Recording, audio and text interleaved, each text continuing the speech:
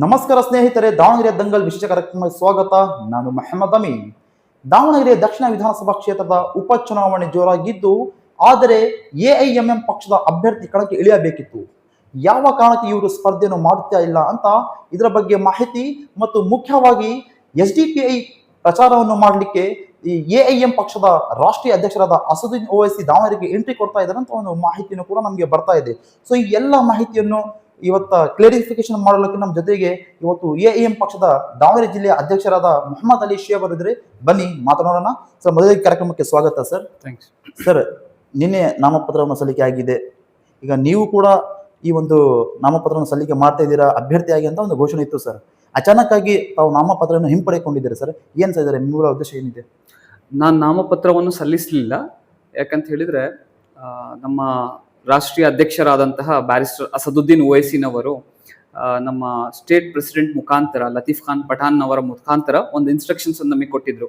ಈ Davanagere by elections ಅಲ್ಲಿ ನಾವು ಕಂಟೆಸ್ಟ್ ಮಾಡೋದು ಬೇಡ ಈ ಸಲ ಅಂತ ಹೇಳಿ ಅವರು ಕೊಟ್ಟಂತಹ ಇನ್ಸ್ಟ್ರಕ್ಷನ್ ಪ್ರಕಾರ ನಾನು ನಾಮಿನೇಷನ್ ಫೈಲ್ ಮಾಡಲಿಲ್ಲ.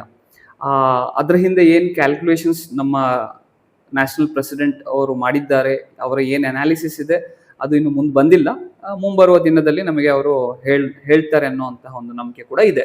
ಅವ್ರು ಹೇಳಿದ್ದಾರೆ ಅಂದಾಗ ಏನಿಲ್ಲ, ಏನೋ ಒಂದು ಕಾರಣ ಇರಬಹುದು. ಆ ಕಾರಣಕ್ಕಾಗಿ ಅವರು ನಮ್ಮನ್ನು ನಾಮಿನೇಷನ್ ಮಾಡೋದ್ರಿಂದ ನಿಲ್ಲಿಸಿದ್ದಾರೆ.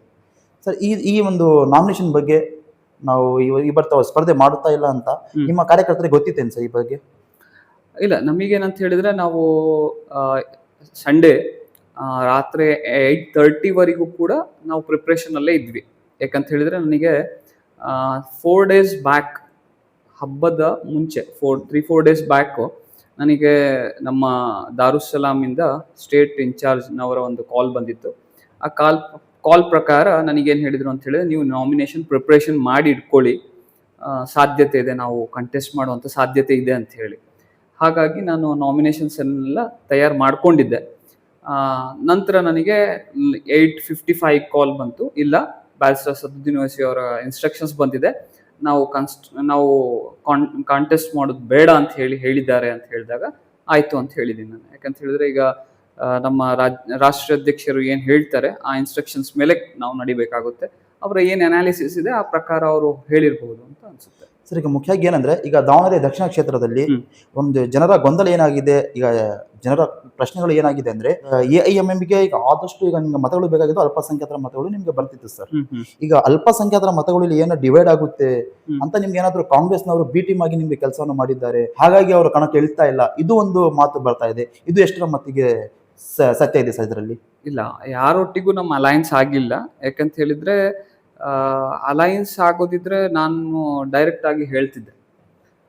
ಅದು ಅವ್ರಿಗೆ ಯಾರು ಇನ್ಫಾರ್ಮೇಶನ್ ಕೊಟ್ಟಿದ್ದಾರೆ, MIM, ಈಗ ನಾನು ಕೂಡ ಸೋಷಿಯಲ್ ಮೀಡಿಯಾದಲ್ಲಿ ನೋಡ್ತಾ ಇದ್ದೀನಿ, SDPI ಕಣಕ್ಕೆ ಇಳಿತಾ ಇದೆ ಅಂತ ಹೇಳಿ MIM ಅವರ ಸಪೋರ್ಟ್ ಅಲ್ಲಿ ಕ್ಯಾಂಡಿಡೇಟ್ ಹಾಕ್ಲಿಲ್ಲ ಅಂತ ಹೇಳಿ. ಕ್ಯಾಂಡಿಡೇಟ್ ನಾವು ಇಳಿಸ್ಲಿಲ್ಲದ ಕಾರಣ ನಾನು ಕ್ಲಿಯರ್ ಮಾಡಿದ್ದೀನಿ. ನಮ್ಮ ರಾಷ್ಟ್ರೀಯ ಅಧ್ಯಕ್ಷರಾದಂತಹ ಬ್ಯಾರಿಸ್ಟರ್ ಅಸದುದ್ದೀನ್ ಓವೈಸಿ ಅವರು ನಮಗೆ ಇನ್ಸ್ಟ್ರಕ್ಷನ್ ಕೊಟ್ಟಿದ್ದಾರೆ, ಈ ಎಲೆಕ್ಷನ್ ಅಲ್ಲಿ ನಾವು ಕಂಟೆಸ್ಟ್ ಮಾಡೋದು ಬೇಡ ಅಂತ ಹೇಳಿ. ಅದಕ್ಕಾಗಿ ನಾವು ಹಾಕಿಲ್ಲ. ಯಾಕಂತ ಹೇಳಿದ್ರೆ ಹೈಕಮಾಂಡ್ ಏನು ಆರ್ಡರ್ ಮಾಡುತ್ತೆ ಅದನ್ನ ನಾವು ಒಬೆ ಮಾಡ್ತೇವೆ.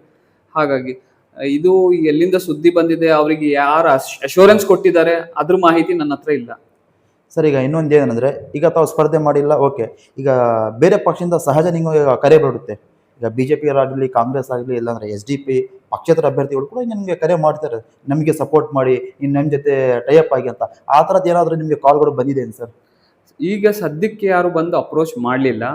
ಬೈ ಚಾನ್ಸ್ ಯಾರು ಅಪ್ರೋಚ್ ಮಾಡ್ತಾರೆ, ಯಾರು ಏನು ಆಶ್ವಾಸನೆ ಕೊಡ್ತಾರೆ ಅದನ್ನೆಲ್ಲ ನಾವು ಅನಲೈಸ್ ಮಾಡ್ತೇವೆ.